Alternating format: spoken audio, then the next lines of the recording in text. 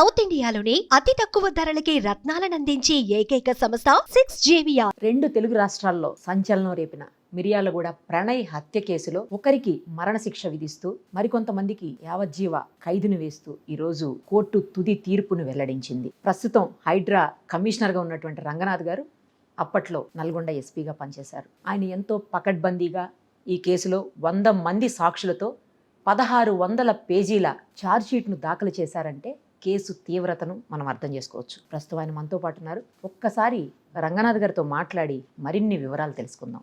Sir నమస్తే అండి. నమస్తే సార్, ఈరోజు ఏదైతే కోర్టు తీర్పు ఇచ్చిందో ప్రణయ్ అమృత కేసు విషయంలో, దాంట్లో ఇంత గట్టిగా స్ట్రాంగ్గా మీరు ఛార్జ్షీట్ దాఖలు చేయగలిగారు కాబట్టే, విచారణ చాలా పకడ్బందీగా చేయగలిగారు కాబట్టే ఈరోజు ఈ శిక్షలు పడ్డాయి కనుక పోలీసులు 100% ఇందులో విజయం సాధించారు. ఎస్పెషల్లీ రంగనాథ్ గారు కాబట్టే ఇంత స్ట్రాంగ్గా ఇన్వెస్టిగేషన్ చేయగలిగారు. ఇంకొకరైతే ఏం జరిగేదో అని బయట చర్చ నడుస్తోంది. సో ఆ విషయంలో మిమ్మల్ని అభినందించి తీరాల్సిన అవసరం ఉంది సార్, ఎవరైనా కూడా. సో మీకు ఎలా అనిపిస్తోంది? ఇలాంటి కేసులు ఆఫ్ కోర్స్ మీరు చాలా చూసే ఉంటారు, బట్ ఇంత దారుణమైనటువంటి కేసుని, ఇన్ని పేజీల ఛార్జ్షీట్ని దాఖలు చేసిన కేసు ఇంకొకటి ఉందా సరే ఏదైనా మీ దాంట్లో మీరు చేసిన? రైట్, ఈ కేసు మీరు అన్నట్టుగానే this was a very sensational case. ఆ టైంలో 2018 ఆ టైంలో చూస్తే కనుక ఇది మనకి తెలుగు రాష్ట్రాలు రెండు కూడా చాలా కీన్గా ఫాలో అయిన కేసు. ఆ టైంలో ఒక పరువు హత్య. దీంట్లో బేసికల్గా అంటే చాలా ఫ్యాక్టర్స్ కూడా అప్పుడు ఎందుకు ఫాలో అయ్యారు అనేది కూడా మేము ఒకసారి అనలైజ్ చేసాం. అసలు ఎందుకు ఇంత లోతుగా, ఎందుకు ఇంత పబ్లిక్ ఇంత కీన్గా ఎందుకు ఫాలో అవుతున్నారు? వీళ్ళిద్దరూ కొంత అంటే అమ్మాయి అమృత అండ్ అబ్బాయి ప్రణయ్ కూడా దేవర్ ఆల్ గుడ్ లుకింగ్ ఉండేవాళ్ళు కొంత. దాంతోపాటు ఎఫ్లూయెంట్ బ్యాక్గ్రౌండ్, అంటే అమ్మాయి ఏమో కొంత డబ్బున్న నేపథ్యం, అగ్రకుల నేపథ్యం, పిల్లవాడు ఒక మిడిల్ క్లాస్ బ్యాక్గ్రౌండ్ నుంచి and or lower middle class background నుంచి ఒక దళిత కుటుంబానికి సంబంధించిన వాళ్ళు. తండ్రి వచ్చేసి అతను మారుతిరావు అని చెప్పేసి అతను చాలా అంటే రియల్ ఎస్టేట్ బ్యాక్గ్రౌండ్ నుంచి వచ్చి బాగా డబ్బు సంపాదించి, ఒక బిడ్డ అంటే అమితమైన ప్రేమ ఉన్నది, లేకలేక కలిగిన అమ్మాయి. అండ్ దీంతో పాటు అప్పుడు దాంట్లో ఇన్వాల్వ్ అయినటువంటి ఎవరైతే అక్యూజ్డ్ ఉన్నారో వాళ్ళంతా కూడా చాలా తీవ్రమైన బ్యాక్గ్రౌండ్ ఉన్నవాళ్ళు, క్రిమినల్ బ్యాక్గ్రౌండ్. అంటే మనకి చూస్తే కనుక అస్గర్ అలీ దాంట్లో A3 ఏదైతే ఉన్నారో ఈ ప్రణయ్ హత్య కేసులో, అతను A1 in Hiren Pandya case. ఇది నరేంద్ర మోడీ గారు సీఎంగా ఉన్నప్పుడు, గుజరాత్ ముఖ్యమంత్రిగా ఉన్నప్పుడు వారి క్యాబినెట్లో హిరేన్ పాండ్యా అని ఉండేవారు. ఆ మంత్రివర్గ సహచరుని అక్కడ అహ్మదాబాద్లో రోడ్డు మీద కాల్చి చంపడం అనేది ఇతను చేస్తాడన్నమాట. ఒక పార్క్లో జరుగుతుందన్నమాట మర్డర్. సో అక్కడ ఈ అస్గర్ అలీ దాంట్లో ఆ కేసులో A1 అన్నమాట. అండ్ ISI బ్యాక్గ్రౌండ్ ఉన్న అతను, ISI ట్రైన్డ్ ఇతను మూలాలు ఉన్నటువంటి అతను. ఇతనికి సహకరించింది కూడా దీంట్లో A4 ఉన్నటువంటి భారీ అదే కేసులో, ఇది హిరేన్ పాండ్యా కేసులో A11 కూడా అనమాట. అంటే A1 ఏమో అస్గర్, దాంట్లో హిరేన్ పాండ్యా కేసులో A11 భారీ, అహ్మద్ భారీ. ఇక్కడికి వచ్చేటప్పటికి వాళ్ళు దీంట్లో కూడా ముద్దాయిలు అనమాట. అంటే వీళ్ళ నేపథ్యం క్రిమినల్ బ్యాక్గ్రౌండ్ అంతా బ్యాక్గ్రౌండ్ ఉంది. అండ్ వీళ్ళకి చాలా కేసెస్లో, అంటే ఇది ఒకటే కాదు, ఇంకా చాలా మర్డర్ కేసెస్లో చాలా వాటిల్లో కూడా వీళ్ళు ఇది ఉన్నది. సో వీళ్ళకి తెలుసు సిస్టమ్ని ఎలా వీళ్ళు సపోర్ట్ చేయాలి, సిస్టమ్ని ఎలా మేనేజ్ చేయాలి, ఎలా దొరకకుండా తప్పించుకోవాలి అనేది తెలుసు. అండ్ ఒక పక్కన మారుతిరావు ఏమో డబ్బున్న వ్యక్తి. అతను ఏంటంటే ఎంతవరకైనా వెళ్ళగలుగుతాడు, డబ్బుని కోట్లాది రూపాయలు వెచ్చించి దీంట్లో supari killing, hired killing, contractor కిల్లింగ్ని తీసుకొని రావటం. Day 1 నుంచి ఇతను ఎక్కడ దొరకకుండా సాక్ష్యాలు కూడా ఫస్ట్ నుంచి కూడా వాళ్ళు ప్లాన్డ్గా ఉన్నారన్నమాట. సో మీరు చూస్తే కనుక మనకి ఈ అన్నింటిలో కూడా పోలీస్కి ఒక రకమైన ఛాలెంజ్ అనమాట. సో ప్రొఫెషనల్ ఛాలెంజ్గానే తీసుకున్నాం దాన్ని. చక్కగా మాకున్నటువంటి టీం అప్పుడు అక్కడ స్థానికంగా ఉన్నటువంటి DSP శ్రీనివాస్ మిర్యాలగూడ, స్థానికంగా ఉన్న ఇన్స్పెక్టర్స్, ఇంకా ఇతర టీమ్స్, SIలు, టాస్క్ ఫోర్స్ వాళ్ళు, కానిస్టేబుల్స్ అందరూ కూడా, plus along with guidance from మాకు స్టీఫెన్ రవీంద్ర గారు, వారు వచ్చేసి మాకు IGగా ఉన్నారు, అప్పుడు DGగా మహేందర్ రెడ్డి గారు ఉండేవారు. సో వీళ్ళందరూ కూడా అందరి సహకారంతో మేము దీన్ని చాలా లోతుగా దర్యాప్తు చేసి కేసు దర్యాప్తే మాకు దాదాపు 9 నెలలు పట్టిందనమాట. అంటే జరిగిన ఇన్సిడెంట్ మీరు చూస్తే కనుక సెప్టెంబర్ 14, 2018 మధ్యాహ్నం 12ంటికి ప్రణయ్ని నరుకుతారు. రోడ్డు మీద ఒక వ్యక్తి వచ్చేసి నరకటం చేస్తాడు అనమాట. ప్రణయ్ అనే అతను, అమృత ఇద్దరు కలిసి హాస్పిటల్కి వెళ్తూ, అక్కడ ఇది హాస్పిటల్ మిర్యాలగూడ 1 టౌన్ లిమిట్స్ ఉన్న హాస్పిటల్కి వెళ్తున్నప్పుడు ఈ అమ్మాయి అప్పుడు ప్రెగ్నెంట్ ఉన్నట్టుంది సార్. అమ్మాయి ప్రెగ్నెంట్ అయితే భర్త తీసుకువెళ్తాం, చెకప్ కోసం చెకప్కి వెళ్ళినప్పుడు అక్కడ ఎంటర్ అవుతున్నప్పుడు హాస్పిటల్లో అక్కడ నరకటం జరుగుతుంది. అది రోడ్డేనా సార్? అప్పటికి ఇంకా హాస్పిటల్ ప్రిమిసెస్ కాదు, హాస్పిటల్ ఎంటర్ అవుతుంటారు. జస్ట్ మీరు చూస్తే CC ఫుటేజ్ అది క్లారిటీ లేదు సార్. సో అతను నడుస్తూ వెళ్ళి స్పీడ్గా వెళ్ళి నరుకుతున్నది CC ఫుటేజ్లో క్యాప్చర్ అవుతుంది. సో మాకు అది తప్ప ఇంకెటువంటి లీడ్స్ లేవు. ఇంకా అదొక్కటే ఉంది. అదొక్కటే ఆధారం. అతనికి మారుతిరావుకి ఎటువంటి సంబంధం ఉండదు అసలు. Okay. మారుతిరావుకి ఎటువంటి కాల్ కాంటాక్ట్స్ ఉండదు. మారుతిరావు కాల్ కాంటాక్ట్స్లో మనకు అనుమానాస్పదంగా ఏమీ కనపడదు. అండ్ మారుతిరావు కొంత వయసు రీత్యా పెద్ద పెద్ద మనిషి ఉంటాడు. అంటే అతను పెద్ద కొంచెం ఇది ఉంటాడు, ఎఫ్లూయెంట్, డబ్బు ఉన్నవాడు. అక్కడ లోకల్గా అప్పుడు అతను యాక్చువల్గా అతను పొలిటికల్గా కూడా యాక్టివ్గా ఉంటాడు. ఓకే. సో ఇవన్నీ ఉన్నప్పుడు కూడా మనకి ఏంటంటే ఎక్కడ అనుమానం వచ్చే అంశాలు ఏది కనపడేటట్టు ఎక్కడ లేదు. అయినా కానీ కూడా మనకి ఉన్నటువంటి ఆ లీడ్స్ని బట్టి మనం వర్కౌట్ చేసుకుంటూ వెళ్ళడం జరిగిందనమాట. సో సాంకేతిక పరిజ్ఞానాన్ని చాలా విస్తృతంగా వాడి మేము కూడా అంటే కొన్ని కేసులోనే లైఫ్లో మనకి ఏంటంటే ఇట్లాంటి తారసపడుతుంది కదా సార్. అంటే ఒక రకమైన ఛాలెంజ్ Yes. లేదా మనకు కూడా ఒక కెరియర్లో ఇట్లాంటి ఒక ల్యాండ్ మార్క్ కేసెస్ కొన్ని ఉంటాయి. ఎగ్జాక్ట్లీ. సో డెఫినెట్గా ఈ కేసును కూడా నేను one of the land mark cases గానే ట్రీట్ చేస్తాను అనమాట. అట్లా ఎట్లా మీరు అంటే ఆ ఒక్క సాక్ష్యాన్ని ఆధారాన్ని పట్టుకొని మీరు ఎలా ఇన్వెస్టిగేట్ చేయగలిగారు అసలు? సో ఇది దీంట్లో దర్యాప్తు చేసిన బృందం నేను కాదు, నేను సూపర్వైజింగ్ ఆఫీసర్గా Yes, sir. ఉండేవాడిని అదే. ఎస్పీగా. బట్ ఎస్ క్లోజ్గా మానిటర్ చేస్తున్నాను ప్రతి దాన్ని కూడా చేస్తూ. మా వాళ్ళకు కూడా అధికారుల మీద కూడా చాలా వాళ్ళ మీద ఏది ప్రెషర్స్ ఉండేది. సో అన్నింటినీ నేను ముందు వాళ్ళందరినీ దాన్ని వార్డ్ ఆఫ్ చేయాలి, వాళ్ళందరి నుంచి దాని నుంచి సేఫ్ గార్డ్ చేయడానికి నేను నిలబడాలి. సో ఉండి అక్కడ గట్టిగా ఉండి ఆ కేసుని జాగ్రత్తగా దర్యాప్తు జరిగేదానికి చేయడంలో ఫస్ట్ ప్రధానంగా ఒక ఎస్పీ పాత్ర అక్కడ వస్తున్నారు. ఓకే. సో అంటే రకరకాల ఇన్ఫ్లుయెన్సెస్ వస్తాయి. సో థ్రెట్స్ ఉండొచ్చు కింద అధికారులకి, లేకపోతే డబ్బు ప్రలోభాలు ఉండొచ్చు, లేకపోతే అతను రాజకీయ నేపథ్యంతో అతనికి పైరవీలు ఇన్ఫ్లుయెన్స్ ఉండొచ్చు. ఇవన్నీ నుంచి మనం ప్రొటెక్ట్ చేయాలన్నమాట కింద టీమ్ చేస్తూ మనం క్లోజ్గా ఏం జరుగుతుందనేది కూడా మానిటర్ చేస్తుంటారు. సో ఇవన్నింటినీ కూడా అప్పుడు చేస్తున్న క్రమంలో ఛార్జ్షీట్ని 10 సార్లు మార్చాం మేము. అంటే మీరు చూస్తే కనుక ఛార్జ్షీట్ డ్రాఫ్ట్ ఛార్జ్షీట్ తయారు చేసుకొచ్చేవాళ్ళు. వీళ్ళు ఎప్పటికప్పుడు తీసుకొస్తుంటే ఒప్పుకునేవాడిని కాదు. లేదు దాని మీద కూర్చొని రాత్రి 1 గంట 2 దాకా కూర్చొని డిస్కస్ చేస్తుండేవాళ్ళం. టీం అంతా కూర్చొని తర్కించేవాళ్ళం. అంటే దాని మీద డిబేట్ పెట్టేవాళ్ళం. పెట్టి ఈ సాక్ష్యాన్ని ఏ విధంగా రేపు డిఫెన్స్ అడ్వకేట్ ఎట్లా మాట్లాడతాడు, క్రాస్ ఎగ్జామినేషన్ ఎలా ఉండొచ్చు, ఒకవేళ ఈ సాక్షి కనుక రేపు మన హాస్టైల్ అంటే వ్యతిరేకం అయిపోతుంది. జనరల్గా అవుతుంటారు సాక్షి నేను చూడలేదు, పోలీసు వాళ్ళు చెప్తే రాసుకున్నారు ఇట్లా అని చెప్పి అలాంటివి చెప్తుంటారు కూడా. సో ఇవన్నీ కూడా అయినా కానీ కూడా మనం తీసుకెళ్ళాలి కేసుని ముందుకి. అప్పుడే మనం ఈ కేసులో మనం నిలబడగలుగుతాం. ఎందుకంటే సాక్ష్యాలు ఓరల్ ఎవిడెన్స్ తోటి లేకపోతే జస్ట్ ఎవరో చెప్తారంటే కనుక దాన్ని నమ్మి మనం పోతే కనుక రేపు ఎవరిని నమ్మే పరిస్థితి లేదు. ఎందుకంటే దీంట్లో డబ్బు చాలా ఉంటుంది. ఇది కాకుండా కేసు డ్రాగ్ చేసి ఏళ్ళ తరబడి వెళ్ళే కొద్దీ కూడా ఇంకా నీరు గార్చడానికి ట్రై చేస్తారు. సో అందుకోసం వాళ్ళు కూడా ట్రయల్ని డిలే చేస్తూ వచ్చేవాళ్ళు అవతల అక్యూజ్డ్ టీం కూడా. సో నేను ఎస్పీగా ఉన్నంతకాలం వాళ్ళు ఆ కేసుని డ్రాగ్ చేసుకుంటూ వెళ్ళారనమాట. కోర్టులకు వెళ్ళేవాళ్ళు, హైకోర్టుకు వెళ్ళేవాళ్ళు, అక్కడేదో దీన్ని తెచ్చి మళ్ళీ అడ్డుపెట్టి షెడ్యూల్ని ఆపేవాళ్ళు. అంటే షెడ్యూల్ అంటే షెడ్యూల్ ఇచ్చేవాళ్ళు. కోర్టు షెడ్యూల్ ఇస్తుంది అనమాట ట్రయల్కి. జిల్లా కోర్టులో జరిగేది. ఇచ్చినప్పుడు ఆ షెడ్యూల్ ఇచ్చినప్పుడు వెంటనే వాళ్ళు ఏం చేసేవాళ్ళు, దాన్ని ఏదో చిన్న పెట్టేసి మళ్ళీ లీగల్ టీం వాళ్ళ అడ్వకేట్స్ వెళ్ళేసి హైకోర్టులో దాన్ని మళ్ళీ పక్కన పెట్టి కొంచెం డిలే చేసేవాళ్ళు.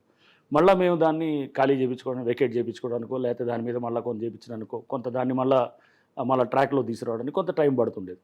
సో ఇవన్నీ దాదాపు నేను ఎస్పీగా అక్కడ 4 ఏళ్ళు ఉన్నప్పుడు, అంటే 2019లో జరిగినటువంటి ఛార్జ్షీట్ ఇది, 19 జూన్లో.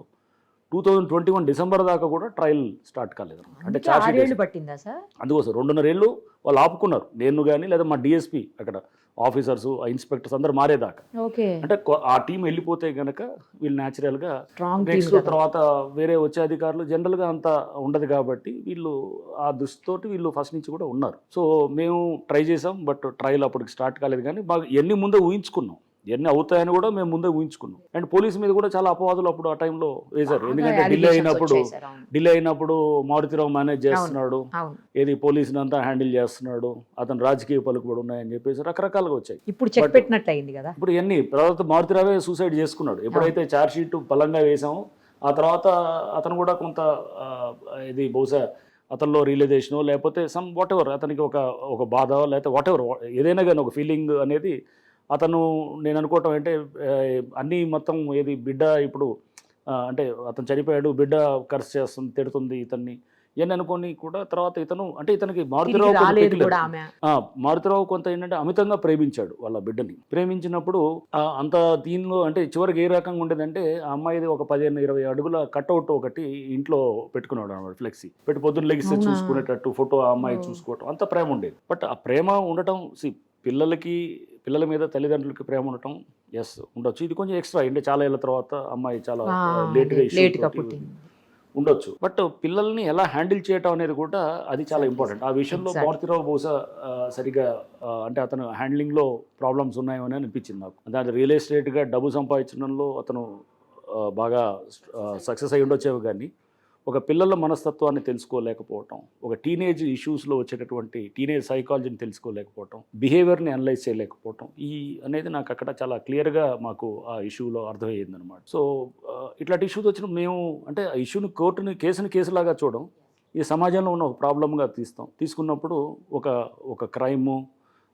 దీన్ని ఎందుకు చేయాల్సి వస్తుంది, ఒక మనిషి ఎందుకు ఇలా బిహేవ్ చేస్తాడు, ఒక తండ్రిగా ఇతను ఎందుకు ఇలా బిహేవ్ చేశాడు, ఒక టీనేజ్లో ఉన్నటువంటి అమ్మాయి అలా ఎందుకు బిహేవ్ చేసింది, ప్రణయ్ ఎందుకు అలా బిహేవ్ చేస్తుంది, ఇవన్నీ కూడా తెలుసుకోవడానికి ట్రై చేస్తాం అన్నమాట. ఒక సైకాలజికల్ యాంగిల్లో వాళ్ళ మైండ్ సెట్ని అర్థం చేసుకోవడానికి, ఇంకా లోతుగా సమాజం గురించి అర్థం చేసుకోవడానికి, అంటే క్యాస్ట్ క్లాస్ ఎలిమెంట్స్ ఎలా ఆపరేట్ అవుతాయి సిస్టంలో, సొసైటీలో, ఇవన్నీ కూడా తెలుసుకోవడానికి, దాని ద్వారా మనకు ఇంకా బెటర్గా ప్రొఫెషనల్గా కూడా మనం చేయడానికి, ఇంకా ముందు వచ్చే ఇష్యూస్ని హ్యాండిల్ చేయడానికి కూడా ఇవన్నీ కూడా దోహదపడతాయి. కానీ సార్ ఇప్పుడు ఈ పర్టికులర్ కేసులో అందరూ లాస్ అయ్యారు. ఎందుకంటే ప్రణయ్ చనిపోవటం అమృత లాసు, తన కొడుక్కి లాస్, తండ్రి లేడు, భర్త లేడు, తర్వాత వాళ్ళ తండ్రికి వచ్చేసరికి కొడుకు లేడు, తర్వాత ఈమె తల్లికి వచ్చేసరికి భర్త లేడు, ఈమెకు తండ్రి సేమ్ భర్త కూడా. అవును, ఇంతమంది అంటే ఒక రకంగా చూస్తే మీరు అన్నది ఎవరు దీంట్లో లాభపడ్డదని చూస్తే కనుక ఎవరు లేదు, అందరు నష్టపోయారు. అదే కదా సార్. ప్రణయ్ని కోల్పోయి బాలస్వామి తండ్రి తల్లిదండ్రులు వాళ్ళు నష్టపోయారు, భర్తను కోల్పోయి తండ్రిని కోల్పోయి ఈ అమ్మాయి నష్టపోయింది, భార్యని కోల్పోయి అంటే మన మారుతిరావుని కోల్పోయి వాళ్ళ భార్య కోల్పోవటం, ఇదంతా కూడా చిన్న పిల్లోడు, ఇప్పుడు అతను తండ్రి లేడు, ఎవరు లేరు అతనికి అనేటట్టు. అంటే ఇవన్నీ కూడా చూస్తే దేనికోసం అల్టిమేట్గా అంటే ఒక సమస్యని మనం హ్యాండ్లింగ్ చేసే విధానం సరిగా లేనప్పుడు ప్రాబ్లమ్స్ ఏ విధంగా మనల్ని కమ్ముకుంటాయి, ఆ ప్రాబ్లమ్స్ కమ్ముకున్నప్పుడు మనం ఎలా బయటపడాలి అనేది, కానీ ఏదో మనం నీజర్క్ రియాక్షన్ లాగా ఏదో తొందరపడి ఒకటి అమ్మాయి కనుక ఏదో లవ్ ఉందని చెప్పేసి ఇన్ఫాచ్యుయేషన్ తోటి, అంటే నార్మల్ టీనేజ్లో ఒక అమ్మాయి హార్మోనల్ చేంజెస్ వస్తుంటాయి. 13-14 ఏళ్ళప్పుడు అమ్మాయిలు కానీ అబ్బాయిలో కానీ హార్మోనల్ చేంజెస్ అవుతుంటాయి. అది న్యాచురల్ ప్రాసెస్. అది ఈ ప్రాసెస్ వచ్చేటప్పటికి కొంత వాళ్ళకి టీనేజెస్లో హార్మోనల్ చేంజెస్ వచ్చేటటువంటి కొంత ఫీలింగ్స్లో కూడా మార్పు ఉంటుంది, ఎక్కువ అట్రాక్ట్ అయ్యేటటువంటి ఇది ఉంటుంది. వాళ్ళు ఎస్పెషల్లీ లీగల్ బార్స్ ఉన్నటువంటి 18 years అనేది ఒక లీగల్ బార్ అనుకొని వాళ్ళు అది అయ్యేదాకా వెయిట్ చేసేటటువంటి వాళ్ళు ఉంటారు. వాళ్ళకి ఆ టైంలో అతను అబ్బాయికి అమ్మాయికి అబ్బాయి తప్ప వేరే విషయాలు కనపడవు వాళ్ళకి. అంటే ఓన్లీ లవ్ అనేది తప్ప ఇన్ఫాచ్యుయేషన్ అనేది తప్ప వేరేది ఉండదు. ఇవన్నిటినీ ఉంటాయి. అప్పుడు ఆ టైంలో ఒక తండ్రి వాళ్ళు ఎలా ఆలోచన చేస్తుంటారు, తండ్రి చూస్తే కనుక అతను ఒక బిడ్డకి మంచి భవిష్యత్తు ఇవ్వాలని చెప్పేసి అతను అనుకుంటాడు. తండ్రిగా అతను అనుకోవడం తప్పులేదు. పిల్లల్లో ఈ సైకాలజీ ఏదైనా ఉంటుంది, న్యాచురల్ ప్రాసెస్. ఇవన్నీ ఉన్నప్పుడు మనం ఒకళ్ళు ఎలా హ్యాండిల్ చేయాలనేది ఇస్ ద ఇంపార్టెంట్ ఇష్యూ. ఒక తండ్రి పిల్లల్లో అలాంటి చేంజెస్ వస్తున్నప్పుడు మనం అది గమనించి దాన్ని ప్రాసెస్ ఏమన్నా వాళ్ళు చేస్తే కనుక మనం తొందరపడి అతను వెంటనే ఏదైనా పెళ్లి చేస్తాను లేకపోతే ఇదని అన్నప్పుడు వాళ్ళు న్యాచురల్గా ఏం చేశారు, వాళ్ళు వెళ్ళిపోయి ఆర్య సమాజంలో వెళ్ళి పెళ్లి చేసుకుంటాగా ఇంకా అతను రియాక్ట్ అవుతూ న్యాచురల్గా ఏం చేశాడు, అతను కూడా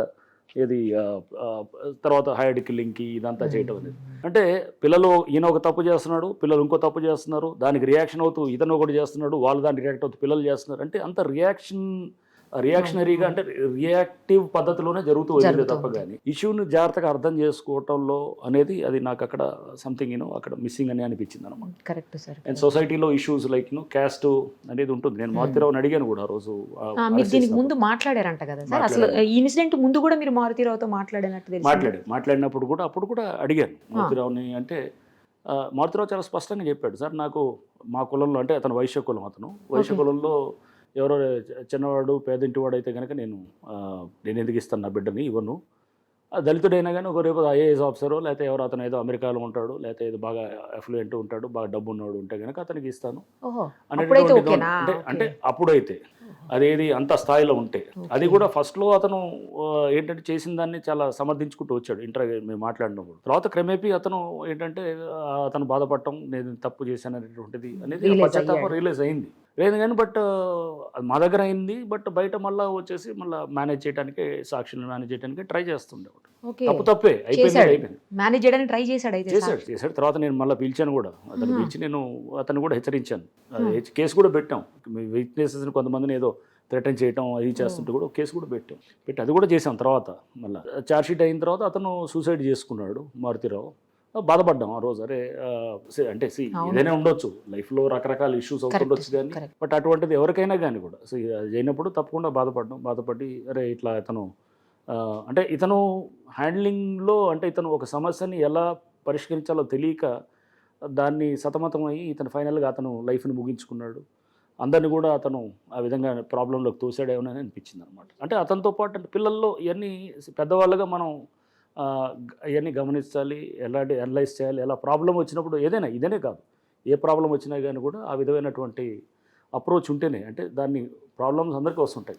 సమస్యలు మనుషులు కాకుండా ఎవరికి రావు. సో సమస్యల నుంచి బయటపడటం అనే దానికి పరిష్కారం మనం ఎలా ఉండాలనేది ఎత్తుక్కోవాలి తప్ప కానీ ఆ సమస్యను ఇంకా జటిలం చేసే వైపు తీసుకెళ్ళటం అనేది చేయకూడదు. కానీ మారుతీరావు లాంటి ఒక అంటే అక్కడ సాధారణమైన వ్యక్తే కదా, అతనికి ఐఎస్ఐ ఉగ్రవాదులు లాంటి వాళ్ళతో పరిచయాలు ఉన్న లింక్స్ ఉన్నటువంటి వ్యక్తులతో అసలు ఎలా సార్ మీరు ఎలా ఇన్వెస్టిగేట్ చేయగలిగారు? మారుతీరావు అక్కడ రియల్ ఎస్టేట్ డీలింగ్స్ ఉండేవాడు, ల్యాండ్ ఇష్యూస్లో వాటిల్లో వెళ్తుండేవాడు. అతనికి భారీ అని చెప్పేసి అతనితోటి పరిచయం. భారీ ఇతను కలిసి ఒక కేసులో ఒక ల్యాండ్ ఇష్యూలో కూడా ఉన్నారన్నమాట. అది మామూలుగా ఏదో ఇతను సహకారం తీసుకున్నట్టుంది, భారీ సహకారం. 2012లో జరుగుతుంది ఆ కేసు అనమాట. అది జరిగితే ఆ కేసు మీద వాళ్ళు అతను కోర్టుకి వస్తున్నప్పుడు ఇంకాస్త పరిచయం ఏదో జరుగుతుంది. సో వాళ్ళిద్దరికి అట్లా పరిచయం అయితే భారీ అనేవాడు అతను నోటోరియస్ క్రిమినల్. భారీకి అస్గర్ అలీ తోటి కాంటాక్ట్ ఉంటుంది. అస్గర్ అలీ నల్గొండ టౌన్లో ఉంటాడు. అతను ఇంతకుముందు ఐఎస్ఐ ట్రైనింగ్ తీసుకొని ఇదంతా కూడా ఉన్నాడు. అస్గర్ అలీ అంతకుముందే చాలా కేసెస్లో ఉన్నాడు. అస్గర్కి ఇతనికి కాంటాక్ట్ ఉండటంతో అస్గర్ని అప్రోచ్ అవుతాడు. అస్గర్ అలీ నెక్స్ట్ ఏంటంటే అతను మొత్తం దీంట్లో కర్త కర్మ క్రియ అంతా అస్గర్. అతను స్కెచ్ మొత్తం అతనే వేస్తాడు, ప్లాన్ అంతా వేసి తర్వాత అతను ఈ శర్మని సుభాష్ శర్మని ఇతన్ని ఎంగేజ్ చేయటం చేసి అతన్ని ముందు పెట్టి వీళ్ళంతా వెనకాల స్కీమింగ్ అంతా వీళ్ళు చేయటం చేసి బయట వీళ్ళు ఎక్కడ కనపడరు, ఎక్కడ వీళ్ళ కాల్స్ రావు, ఎక్కడ ఉండదు. బట్ ముందు ఉండి ఆపరేట్ చేసేది సుభాష్ శర్మ ఉంటాడు అన్నమాట. సో ఇది చాలా పగడ్బందీగా ప్లాన్డ్గా అంటే వీళ్ళంతా ఎందుకంటే ఆరితేరిన క్రిమినల్స్. వీళ్ళు దొరకకుండా ఉండడానికి వీళ్ళు అన్ని ప్రయత్నాలు చేశారు. అంటే ఎక్కడ ట్రేసెస్ కూడా వదలకుండా అనమాట. ఆ ట్రేసెస్ కూడా వదలకుండా చేశారు. దాన్ని తీయడానికి మాకు చాలా కష్టపడాల్సి వచ్చింది. ఆ ట్రేసెస్ కానీ కాల్ డేటాస్ ఉండవు, ఎక్కడ కూడా ఏది దొరకదు. ఎలా మాట్లాడుకున్నారు సార్ వీళ్ళందరూ? ఉంటుంది, రకరకాల ఇతర సిస్టమ్స్ ఉండేవి, అన్నింటిలో ఉండేది. అన్నింటినీ కూడా తర్వాత తీసి ఫోరెన్సిక్ ల్యాబొరేటరీలో కూడా అనలైజ్ చేసి తర్వాత అంటే ప్రతి అంశాన్ని కూడా క్షుణ్ణంగా తీసుకొని ఇదే చెప్తున్నాం కదా, గేట్ ప్యాటర్న్ అని ఉంటుందన్నమాట. ఇప్పుడు మీరు చూసారు, నడుస్తూ సుభాష్ శర్మ నరుకుతాడు. నరికినప్పుడు ఒక పద్ధతిలో నడుచుకుంటూ వస్తాడు. అదే ప్రతివాడికి ఇప్పుడు మీకో పద్ధతి ఉంటుంది, నాకో పద్ధతి ఉంటుంది, నడిచే పద్ధతి ఒకటి అంటూ ఎవరికైనా. దాన్ని గేట్ అంటాం, GIT అంటాం అనమాట. గేట్ అనేది అంటే వేలుముద్రలు, మనకి వేలుముద్రలు అందరికి ఒక ఐడెంటిటీ ఉంటుంది, ఐరిస్కి ఒక ఐడెంటిటీ ఉంటుంది, రకరకాల ఐడెంటిటీ ఉంటుంది. అట్లా గేట్ కూడా ఒక ఐడెంటిటీ ఉంటుంది అనేది డెఫినెట్గా ఎస్టాబ్లిష్ చేయడానికి ఈ కేసులో ట్రై చేసాం అనమాట. అంటే ఒక్కొక్కరికి ఒక నడిచే పద్ధతి ఉంటుంది అనేది సీసీ ఫుటేజ్లో ఇతను నడిచే పద్ధతిని తీసుకుంటూ సుభాష్ శర్మని పోలీస్ కస్టడీకి అరెస్ట్ చేసిన తర్వాత తీసుకొని కోర్టు మాకు కస్టడీకి ఇచ్చిన తర్వాత మేము ఒక 10 కెమెరాలు పెట్టి అతను నడవమని చెప్పేవాళ్ళం. నడుస్తూ అతన్ని నడుస్తున్నప్పుడు స్పీడ్గా నడుస్తున్నప్పుడు అతన్ని చేస్తున్నప్పుడు దాన్ని రకరకాల సార్లు ఒక 5-6 సార్లు 10 సార్లు చేసినప్పుడు క్యాప్చర్ చేస్తుండేవాళ్ళం అన్నమాట. క్యాప్చర్ చేస్తూ దాన్ని 10 కెమెరాలతోటి క్యాప్చర్ చేసి దీన్ని మనం అతన్ని క్రైమ్ వీడియో ఏదైతే ఉందో దాంతో కంపేర్ చేస్తూ ల్యాబొరేటరీకి పంపిస్తే గేట్ ప్యాటర్న్ కూడా టాలీ అయిందనమాట. సో అట్లా అంటే ప్రతి అంశాన్ని కూడా మేము తీసుకొని టెక్నాలజీ పరంగా కూడా సైంటిఫిక్ ఎవిడెన్స్, బేసికల్ సైంటిఫిక్ ఎవిడెన్స్ అన్నిట్లు కూడా కాల్ డేటాలు అంటే కాల్ డేటాలు కాదు, ఈవెన్ వాళ్ళ వాట్సాప్ కమ్యూనికేషన్స్ ఉంటాయి, చాలా ఇతర సోషల్ మీడియా ద్వారా వాళ్ళు చేసిన కమ్యూనికేషన్స్ ఉన్నాయి. అన్నిటి కూడా రిట్రీవ్ చేసాం. అవన్నీ కూడా వాళ్ళు డిలీట్ చేస్తారు. చాలా అన్ని రకరకాల పద్ధతులు జరుగుతాయి అన్నమాట. అన్నిటినీ కూడా తీసుకుంటూ మాకు అప్పుడు ఉన్నటువంటి ఇంటెలిజెన్స్ వ్యవస్థ అక్కడ మన ఫోరెన్సిక్ అంటే ఇవన్నీ కూడా తెలంగాణ పోలీస్ ఎంత స్ట్రాంగ్ అనేది కూడా మనం అర్థం చేసుకోవాలి. సో తెలంగాణ పోలీస్ చాలా ప్రొఫెషనల్ పోలీస్. సో మనం ఏంటంటే కేసులు ఎక్కువైపోయి బహుశా వాళ్ళు అంటే అన్నిటికీ అంత అటెన్షన్ ఇవ్వలేరు కాబట్టి అటెన్షన్ ఇస్తే బహుశా తెలంగాణ పోలీస్ కంట్రీలో one of the best police అండి, దాని డౌట్ లేదనమాట. So we have the best talent, best officers కూడా చాలామంది ఉన్నారు, చేయగలిగేటటువంటి సామర్థ్యం ఉన్న వాళ్ళు ఉన్నారు. సో మనం వాళ్ళని జాగ్రత్తగా నడిపించగలిగితే కనుక తీసుకెళ్ళి చేయగలిగే వాళ్ళు అద్భుతమైన ఆఫీసర్స్ కూడా మన వాళ్ళు చాలామంది అంటే లోవర్ స్టాఫ్ నుంచి పై దాకా అందరూ కూడా ఉన్నారు. చాలా టీం వర్క్ సార్, మీరు అన్నట్టు టీం వర్క్ జరిగింది ఇందులో ఈ కేసులో పర్టికులర్గా. సో అంటే ఒక కేసులో మనం ఎందుకంటే మీరు అన్నట్టు అప్పుడు మాకు చాలా అలిగేషన్స్ కూడా డిలే అయినప్పుడు వీళ్ళు ఏదో చేశారు, మేనేజ్ చేయబడ్డారు. కరెక్ట్. ఇవన్నిటికి మనం వెయిట్ చేయాలి. ఇప్పుడు హైడ్రాలో కూడా చూస్తుంటారు మీరు, ఏంటంటే రకరకాల మాటలు వస్తుంటాయి, వచ్చినప్పుడు ఇది అంటారు, అన్ని ఇవన్నీ భరించాలి. కాదు సార్, దారుణంగా వస్తున్నాయి సో ఇప్పుడైతే. ఇవన్నీ వస్తాయి, వచ్చినప్పుడు అన్నిటిని వెయిట్ చేయాలి. సో దీనికి పరిష్కారం ఏంటి? టైమ్ ఈజ్ ద హీలర్ అంటారు. టైమే దీనికి చెప్తున్నాను, సమాధానం చెప్తుంది. రేపు ఒక 2-3 years తర్వాత మనం చేసిన యాక్షన్స్ అన్నిటి కూడా అప్పుడు రివ్యూ చేసి ఏం జరిగింది అన్నప్పుడు చూస్తాం. బెస్ట్ ఎగ్జాంపుల్ ఇస్ అమృత ప్రణయ్ జరిగినటువంటి ఇన్సిడెంట్. ఇట్లాంటి జరిగినప్పుడు వస్తాయి, ఇమీడియట్గా రియాక్ట్ కాకూడదు మనం. సో ఇప్పుడు హైడ్రా యాక్షన్స్ లో కూడా మేము చేసేది ఇది ఒక లాంగ్ టర్మ్ ఇంట్రెస్ట్ తోటి చేస్తున్నాం. దాంట్లో మన చిత్తశుద్ధిని శంకించే వాళ్ళు ఉంటారు, ఆపాదించే వాళ్ళు ఉంటారు, తప్పులు ఇవన్నీ ఉంటాయి. ఇవన్నిటికి పరిష్కారం 2-3 ఏళ్ల తర్వాత కనబడ్డప్పుడు అప్పుడు అంటారు, అరే హైడ్రా అనేది ఇలా ఉందని. సేమ్ థింగ్ ఏదైనా అంటే ఒక ఇన్సిడెంట్ బురజల్లే వాళ్ళు మన దగ్గర చాలా మంది ఉంటారు. ఇప్పుడు ఒక ప్రణయ్ కేసు చేసినప్పుడు కూడా మమ్మల్ని ఎంతో మాట్లాడినారు అనమాట. అసలు కింద పాపం ఆఫీసర్స్ కూడా ఎన్నో మాట్లాడినారు. అందరన్నీ ఎక్కడ వచ్చేది అన్నింటినీ కూడా నేను అందరికి వచ్చి బాధపడుతుండేవాడు. నువ్వంతా వెయిట్ చేయండి, దీనికి పరిష్కారం మనం రేపు సొల్యూషన్ అనేది ప్రాపర్ ఒక దర్యాప్తు తీసుకెళ్తే. సో 1600 పేజీల ఛార్జ్షీట్, అడ్వకేట్స్ కూడా చాలా మంది, అప్పుడు మా ప్రాసిక్యూటర్స్ కూడా చూశారు కేసు అంతా చూసి, చాలా వాళ్ళు అందరూ కూడా సార్ చాలా పర్ఫెక్ట్గా చేశారు కేసు, ఎక్కడ ఎతకాలన్నా కానీ తప్పు దొరకట్లేదు ఎక్కడ అని చెప్పేసి అన్నట్టు. క్రాస్ ఎగ్జామినేషన్స్ అంటే నేను ట్రయల్లో నాకు అమృత వీళ్ళందరూ కూడా నేను ఫాలో అవుతున్నారు. బాలస్వామి ఉన్నారు, ఆయన కూడా వాళ్ళ తండ్రి, మా టీమ్స్ కూడా చెప్తుండేవాళ్ళు మా officers.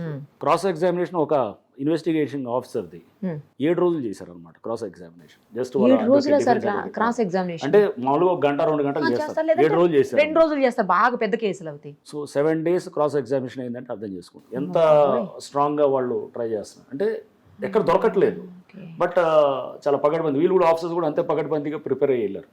So Srinivas is one of the good officers అనమాట. డిఎస్పీ అప్పుడు మిర్యాల కూడా ఉండేది అప్పుడు. సో ఆయనతో పాటు వాళ్ళ టీం అప్పుడు అందరు కూడా చాలా పగడ్బందీగా చేసి, అంటే గైడెన్స్ మనం ఒక అధికారిగా పైన గైడెన్స్ ఇవ్వాలి, కింద చేసేవాళ్ళు వాళ్ళు చేస్తుంటారు అనమాట. అలా చాలా కష్టపడ్డారు sir.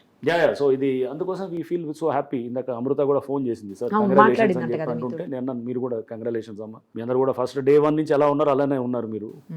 Amrutha also was very strong, అమ్మాయి కూడా నిలబడుతుంది, స్ట్రాంగ్ లేడీ. సో ఇప్పటికీ అమ్మాయి బిడ్డ కొడుకు పుట్టిన తర్వాత కూడా యూట్యూబ్ ఛానల్ అయ్యి చేస్తూ షీఈస్ మేకింగ్ సమ్ గుడ్ ఇది ఎర్నింగ్ అనుకుంటుంది, చేస్తుంది. అండ్ బాలస్వామి కూడా తండ్రి కూడా, ఆయన కూడా day 1 నుంచి చాలా స్ట్రాంగ్ ఉన్నాడు. ఎవరైనా మాట్లాడినా మా మీద పూర్తి నమ్మకంతో ఉండేవాడు అనమాట బాలస్వామి కానీ అమృత కానీ. ఎవరేమన్నా కానీ వాళ్ళు వచ్చి మాకు సార్ మేము ఉన్నామంటే మేము అనేవాళ్ళం అన్నమాట, ఇవన్నీ లేదమ్మా, దీనికి మనం టైం తోటి మనం చూపించి చేద్దాం అని. ఇప్పుడు దాన్ని ఎలా తీసుకెళ్ళటంతో బహుశా ఇది మంచి రిజల్ట్ అనేది అందరి ఏజెన్సీస్, అంటే పోలీసు వ్యవస్థలో సీనియర్ ఆఫీసర్స్, కింద ఉండే ఆఫీసర్స్, ప్లస్ ప్రాసిక్యూషన్లో ఉన్నటువంటి ప్రాసిక్యూటర్స్, జ్యుడిషియరీ కూడా, వాళ్ళు కూడా ట్రయల్లో అది వాళ్ళు అంటే వాళ్ళు సరే వాళ్ళు ఇండిపెండెంట్గా ఉంటారు, వాళ్ళు ఎక్కడ కూడా ఇదేం లేదు కానీ వాళ్ళు ఇండిపెండెంట్గా డెసిషన్స్ తీసుకుంటారు. కానీ బట్ వాళ్ళు కూడా ఏంటంటే ఎవిడెన్స్ మీద బేస్ అయ్యి ప్రాపర్ సైంటిఫిక్ ఎవిడెన్స్ తీసుకొని చేయటం, సాక్షులందరూ కూడా నిలబడటం మాకు, ఎస్పెషల్లీ ఫ్యామిలీ వాళ్ళు. 100 మందిని వేసినట్టున్నారు సార్ మీరు సాక్షులుగా అందులో? చాలా మంది, దాదాపు నాకు తెలిసి 81 ఎంతమంది ఉన్నారు. ఐ డోంట్ రిమెంబర్ కానీ సాక్షులు ఎంతమంది అనేది. బట్ దిస్ వాస్ ఒక క్లాసిక్ కేసు ఇది, అన్ని అంశాలు ఉన్నటువంటి కేసు. సో అందుకోసం ఈ కేసుకి కావాల్సినటువంటి అప్పుడు బహుశా ఎక్కువ దానికి అంటే పబ్లిక్ కూడా ఎక్కువ కనెక్ట్ అవ్వటం. ఇంటర్నేషనల్ నుంచి కూడా వచ్చి మిమ్మల్ని అప్పుడు వాషింగ్టన్ పోస్ట్ నుంచి ఒక లేడీ జర్నలిస్ట్ కూడా వచ్చేసి ఈ కేసు కోసం వచ్చి ఇంటర్వ్యూ చేసి తర్వాత it was published in Washington post.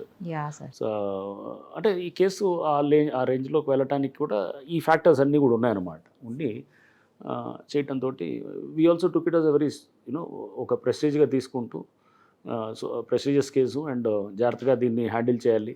ఈ కేసులో ఎక్కడ కూడా ఫెయిల్ అయితే కనుక రకరకాల మాటలు వచ్చాయి. ఒకవేళ కనుక ఎక్విటల్ అయ్యి అందరికీ శిక్షలు పడలేదు మీరు ఆలోచన చేయండి ఎట్లా ఉండదు, అంతే కదా సార్. సో ఇప్పుడు మేము ట్రయల్ కోర్టులు చాలా ఇంపార్టెంట్ కోర్టు, ట్రయల్ కోర్టు, జిల్లా కోర్టు, వాళ్ళు 6 ఏళ్ల తర్వాత మనకి చేసి మొత్తం చేసి ఇచ్చినారు. రేపు హైకోర్టుకి అప్పీల్కి వెళ్తారు వీళ్ళు, అపోలు వెళ్తారు, అదంతా ఇక రాజ్యాంగ పరంగా వాళ్ళకు ఉండేటువంటి హక్కులన్నింటినీ తీసుకుంటారు. హైకోర్టు సుప్రీంకోర్టుకు వెళ్ళొచ్చు. హెల్త్ బాగలేదు, మమ్మల్ని క్షమించండి, మమ్మల్ని ఎక్విట్ రాజ్య చేయండి అని రాష్ట్రపతి అడుగుతున్నారని విన్నాం సార్. ఇది కూడా ఉంటుంది, పార్డనింగ్ పవర్స్, పాడు రకరకాలు ఉంటాయి అదంతా issues. అడుగుతున్నారని. అన్ని రకరకాలు జరగవచ్చు. సో అన్ని కూడా అన్నిటికీ వాళ్ళు రాజ్యాంగపరంగా ఉన్నటువంటి వాళ్ళ హక్కుల్ని వాళ్ళు ఎవరు కాదనలేము కాబట్టి they will utilize all those. ఇప్పుడు హైకోర్టుకి వెళితే ఒకవేళ ఒకరికి క్యాపిటల్ పనిష్మెంట్ వచ్చింది కదా సార్, అదే మరణ శిక్ష వచ్చింది కదా, వాళ్ళు మళ్ళీ లైఫ్ ఇంప్రిజన్మెంట్ గా చేంజ్ చేసే ఛాన్సెస్ కూడా ఉంటాయా సార్? ఉండొచ్చు, వారు కన్ఫర్మ్ చేయొచ్చు, లేదు, వారు same ఇంకా confirm చేయొచ్చు. లైఫ్ ఇచ్చిన వాళ్ళకి డెత్ కూడా ఇవ్వచ్చు, అలా కూడా ఉండొచ్చు. ఓకే. సో వాళ్ళు రకరకాలుగా కూడా వాళ్ళు ఇచ్చేయడానికి ఛాన్సెస్ ఉంటాయి. ఇప్పుడు ఈ కేసులో పర్టికులర్ గా పీపీ కూడా చాలా స్ట్రాంగ్ గా ఉన్నారు విన్నాను సార్, నరసింహ గారు స్పెషల్ పీపీ. ఆయన చాలా కమిట్మెంట్ ఉన్న వ్యక్తి. జనరల్గా ఎట్లా అంటే మేము వాడిని రిక్వెస్ట్ చేసి ఆయనే వచ్చాడు, ఆయన కూడా వచ్చేసి నిలబడతానని చెప్పేసి ఆయన కూడా ఫస్ట్ నుంచి కూడా ఉన్నాడు. ఆయన lot of credit is to be given to Narasimha గారు కూడా. అవునంట కదా సార్, మీ అందరికీ కూడా చాలా అంటే మేమందరం అంటే నేను అందరూ పనిచేస్తున్నప్పుడు నేను ఒక టీం అక్కడ ఎస్పీగా, నేను జిల్లా ఒక పోలీస్ లీడర్గా, టీం లీడర్గా నేను గైడ్ చేస్తుంటాను. బట్ దీంట్లో ప్రతి వాళ్ళ కాంట్రిబ్యూషన్ అనేది ఉంటుందన్నమాట. వీళ్ళందరూ చేయటం, ప్రాసిక్యూషన్ ఏజెన్సీలో వాళ్ళు చేయటం, అండ్ మాకు ఫోరెన్సిక్ ల్యాబొరేటరీ నుంచి సపోర్ట్ రావడం, ఇవన్నీ కూడా బాగా జరిగిందనమాట. అంతా డబ్బులతో ప్రలోభం పెట్టడము, తర్వాత సేమ్ టైము చంపేస్తామని బెదిరించడము, లేకపోతే ఇంకేదో చేస్తాం, ఇవన్నీ జరిగాయని విన్నాం. సాక్షుల్ని ప్రలోభాలు పెట్టడానికి వీళ్ళు ఎవరు మామూలు వాళ్ళు ఏం కాదు. వీళ్ళు నార్మల్ కేసెస్ డిఫరెంట్, ఈ కేసెస్ చాలా డిఫరెంట్. ఈ కేసులో డబ్బులు ఎన్నైనా కోట్లు వాళ్ళు వెచ్చించాలని, వాళ్ళు ఖర్చు పెట్టడానికి రెడీగా ఉన్నారు. ప్లస్ భయం ఎంతవరకు అయినా కానీ చంపటం అని, ఎందుకంటే వీళ్ళ పెద్ద నెట్వర్క్ ఉంటుంది, వీళ్ళు భయం పెట్టడానికి కూడా ఉంటుంది. ఇవన్నింటిని మనం ముందే ఊహించుకొని దీన్ని రేపు వీళ్ళు ప్రలోభాలు పెడతారు లేదా బెదిరిస్తారు, వీళ్ళు ఏదో విధంగా వీళ్ళు లోపరుచుకోవాలని ట్రై చేస్తారు. చేయాలన్నప్పుడు మనం దీన్ని డెఫినెట్గా మనం దాన్ని లెక్కలో తీసుకొని చేయాలని చెప్పేసి అనుకున్నాం అనమాట. సార్ ఇప్పుడు అమృత ప్రణయ్ వాళ్ళ పేరెంట్స్తో కాకుండా వాళ్ళ మదర్ దగ్గరికి వెళ్ళిపోయారని విన్నాము, మీకేమన్నా తెలుసా? మదర్ తోటి ఉన్నది నాకు, నేనున్నప్పుడు కూడా వాళ్ళ మదరు అమృత ఇద్దరు కలిసి వచ్చేవాళ్ళు. తర్వాత చాలా సందర్భాలు చాలాసార్లు అక్కడికి వెళ్ళిపోయారు అని అన్నారు. ఉండొచ్చు, నాకు తెలియదు. తర్వాత నేను వాళ్ళని ట్రాక్ చేయలేదు. అంటే అంతా నాకు మాట్లాడుతుందని వాళ్ళ మదర్ వాళ్ళ గురించి నేను అడగలేదు. బట్ బహుశా వాళ్ళు కలిసి మంచి రిలేషన్షిప్ ఉన్నది అనమాట వాళ్ళందరికీ. సో వాళ్ళ నేను అంటే నాకు అనిపించింది అప్పుడు వాళ్ళ మదరు అమృత ఇద్దరు కూడా కలిసి నా దగ్గరికి, నేను ఎస్పీగా ఉన్నప్పుడు కూడా కలిసి వస్తుంది. నేను 2021 డిసెంబర్ దాకా ఉన్నాను. 21 డిసెంబర్ వరకు నేను డిఐజీ అయిన తర్వాత కూడా అక్కడ ఎస్పీగా కూడా అక్కడ కంటిన్యూ అయ్యారు. కొద్ది కాలం చేసి దాదాపు ఒక 1.5-2 years ఉన్నాం. అప్పటికి కూడా ట్రయల్ రానివ్వట్లేదు అనమాట. అది ఉన్నంత రోజులు ట్రయల్ డిలే చేసుకుంటూ వెళ్తూ అంటే లీగల్ ప్రాసెస్ని ఎలా ఆపచ్చు, సపోర్ట్ చేయాలనేది చూస్తుంటారు అన్నమాట. అవతల వాడు ఇవన్నిట్లో మధ్యలో పెట్టి చేయాలని ట్రై చేస్తున్నారు. బట్ ఫైనల్గా న్యాయం గెలిచింది అనేది ఏంటంటే ఆనందం ఉందన్నమాట. 100% న్యాయం గెలిచిందని ఇప్పుడు అది అందరూ అదే మాట్లాడుతున్నారు సార్. రంగనాథ్ గారు కాబట్టి ఆ కేసు ఇంత స్ట్రాంగ్ గా అన్ని సబ్మిట్ చేసి, ఇండివిజువల్ గా నేనేం అలా లేదు. Ranganath are some individual it doesn't matter. రేపు అదే అనేది ఎవ్రీబడి దీంట్లో అందరినీ కలిపి తీసుకెళ్ళాలి. ఆఫీసర్స్ అందరిలో మంచి చేయాలనే ఉంటుందండి తప్పన. కలిపి తీసుకెళ్ళటం అనేది ప్రతివాడు ఒకటి ఎనర్జీ ఇంకొకటి ఎనర్జీ కలిపి 1+1 ఈజ్ గ్రేటర్ దెన్ 2 అంటాను అనమాట నేను ఎప్పుడైనా.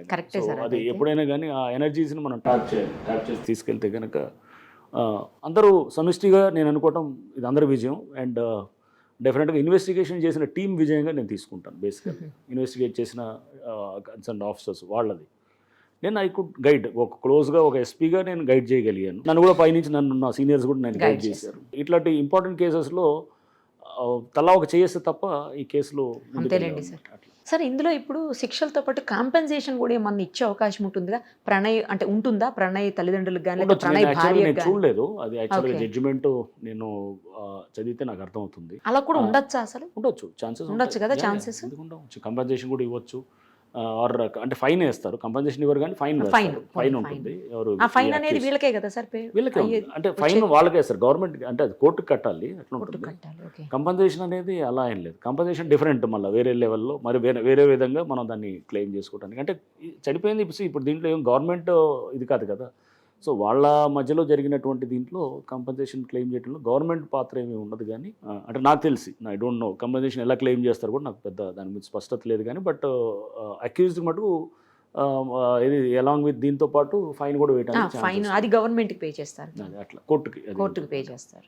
గవర్నమెంట్ మీన్స్ కోర్టే కదా సార్. ఇప్పుడు ఈ కేసు ఏదైతే జరిగిందో మర్డర్ అనేది, ఆ మర్డర్ జరగడానికంటే ముందు మాకు థ్రెట్ ఉంది అని చెప్పేసి వీళ్ళు 2-3 సార్లు పోలీస్ స్టేషన్కి వచ్చి కంప్లైంట్ చేయడం, అప్పుడు ఆ సమయంలోనే మీరు పిలిచి వాళ్ళని అంటే మారుతిరావుని పిలిచి మీరు ఏమన్నా కౌన్సిలింగ్ ఇచ్చారా సార్? అది కూడా విన్నాం. రైట్. యాక్చువల్గా నేను 2018 మార్చ్లో నేను ఎస్పీగా వెళ్ళాను అక్కడికి. సార్ వెళ్ళిన రోజు నేను ఎస్పీగా ఛార్జ్ తీసుకున్న తర్వాత ఆ రోజు ఐజీ గారిని కలిశాను. First day Okay. కలిసినప్పుడు స్టీఫెన్ రవీంద్ర గారు ఉన్నారు. వారిని కలిసినప్పుడు వారు నాకు చెప్పారు, ఇది రంగనాథ్ ఇట్లా ఒక ఇష్యూ అవుతుంది అక్కడ మిర్యాలగూడలో. అప్పటికే 2 నెలలు అయింది, అమ్మాయి పెళ్లి చేసుకుని ఉంది. ఎవరు అమృత జనవరి 31, 2018 రోజు పెళ్లి చేసుకుంది. అక్కడ ఒక ఇష్యూ అవుతుంది. ఒక దళిత కుర్రవాడు, అంటే ఎస్సీ కుర్రవాడు, అతను మాలా కమ్యూనిటీ, అమ్మాయి వచ్చేసేమో వైశ్య కమ్యూనిటీ. ఒక ఇష్యూ బాగా వస్తుంది అక్కడ. వాళ్ళు థ్రెట్గా ఫీల్ అవుతున్నారు అమ్మాయి అబ్బాయి వాళ్ళు. ఓకే. సో కొంత మీరు ఏది జాగ్రత్తగా కేసుని చూడండి అని చెప్పారు. అంటే నాకు హింట్ చేశారు, ఒక ఐజీ హింట్ చేశారు అనమాట. ఓకే. హింట్ చేసినప్పుడు నేను వెళ్ళిన తర్వాత కూడా నేను మారుతిరావుని పిలిచాను. సార్ ఒక సెటిల్ అయిన ఒక 10-15 రోజుల తర్వాత పిలిచాను. అవునా? మా ఓకే. డిఎస్పీ, ఎస్ఐ, ఇన్స్పెక్టర్స్ అందరూ కూడా వచ్చారు. అందరి ముందు మారుతిరావుతో కూడా నేను డీటెయిల్గా మాట్లాడాను. మారుతిరావు ఏం చెప్పాడంటే, సార్ అసలు మాకు మేము ఇప్పుడు అయిపోయింది, అమ్మాయి వెళ్ళిపోయింది, ఇక మాకు సంబంధం లేదు, ఆమె ఏది పెళ్లి చేసుకుని వెళ్ళిపోయింది, ఇక మేము కట్ అయిపోయినాం, మాకు ఇది అనేది ఉంది. బట్ నేనే నమ్మలేదు. నేను మీకు మా doubt గానే ఆఫీసర్స్ ఉండింది. చెప్పాను, ఎందుకంటే అందరూ చెప్పే మాటలే. సరే మా వాళ్ళకు చెప్పాను, కొంచెం జాగ్రత్తగా చూడండి. అయితే తర్వాత అమ్మాయి అబ్బాయి నుంచే మాకు వాళ్ళు పాజిటివ్గా ఉన్నట్టు మాకు వచ్చిందనమాట. అంటే వాళ్ళు ఫ్యామిలీ పరంగా మేము ఏదో ప్యాచప్ అయిపోతున్నాం అనేటట్టు, వాళ్ళ తల్లి మాట్లాడుతుంది అనేటట్టు మా లోకల్ ఆఫీసర్స్కి వాళ్ళు ఇన్ఫర్మేషన్ ఇవ్వటం మొదలెట్టారు. అంటే అమృత కూడా ఇది మనం ఏమన్నా ఫర్దర్గా ఇది అంటే వాళ్ళ తల్లితోటి వీళ్ళు మెల్లిగా మాటలు మొదలవటం, పోలీసు కూడా అంటే ఇదేదో సరే వీళ్ళు అంతా కలిసిపోతున్నారు అనేటువంటి ఫీలింగ్లోకి రావటం, ఇదంతా కూడా జరిగిందనమాట. జరిగినప్పుడు న్యాచురల్గా మేము వాళ్ళ నుంచి వచ్చినప్పుడు మేము నమ్మటం మొదలెడతాం కదా. సో అమ్మాయి వాళ్ళు అంటే వాళ్ళు పెద్ద మాకేం ఇప్పుడు ఏం లేదు, పర్వాలేదు అవుతుందని. సో మనం ఏమన్నా అనవసరంగా ఏమైనా తీసుకొచ్చి పికప్ చేయడం మాట్లాడితే కనుక వాళ్ళు అంటారు, అరే మేము ఏదో మంచిగా అయిపోతున్నప్పుడు మీరు వచ్చి మళ్ళీ సో అందుకు మేము కూడా సరే ఓకే వైట్ అండ్ వాచ్ అప్రోచ్లో ఉన్నాం. ఒక రకంగా మారుతిరావు ఫస్ట్ నుంచి కూడా అందరినీ నమ్మబలికాడు అనమాట. మమ్మల్ని నమ్మబలికాడు. అంటే నేనేం నమ్మలేదు ఫస్ట్లో. ఎప్పుడైతే వీళ్ళు చెప్పిన తర్వాత నేను అప్పుడు నమ్మటం మొదలెట్టాను అనమాట. అంటే వీళ్ళు న్యాచురల్గా వీళ్ళు థ్రెట్కి ఫీల్ అవుతున్న వాళ్ళు వీళ్ళు ఎప్పుడైతే లేదు మాకు బాగానే ఉందనుకున్నప్పుడు నేను ఉన్నాను. బట్ అతను జూలై నుంచే కాన్స్పిరసీ యాంగిల్లో ఉండాను అనమాట. అది జూలై నుంచి స్టార్ట్ చేశాడా సార్? సెప్టెంబర్ జూలై నుంచి మొదలు పెట్టాడు. జూన్ నుంచి ఉందనుకుంటా. జూన్ నుంచి నాకు 2018 ఆ టైంలో ప్రెస్ మీట్ కూడా పెట్టాను. తర్వాత సెప్టెంబర్ 18 మర్డర్ అయిన తర్వాత పెద్ద ఇది కేసు అయింది.